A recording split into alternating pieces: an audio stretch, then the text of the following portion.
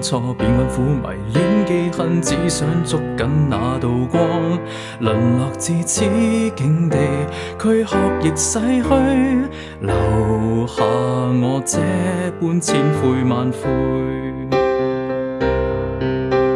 沉默之後，重拾境地，禪亦不再道歉，直到夢中給聽見我那絲絲細語。緣分於此，尋覓出口，全為多撐下去。其實我只求想哭笑活下去，只求可擁抱活着。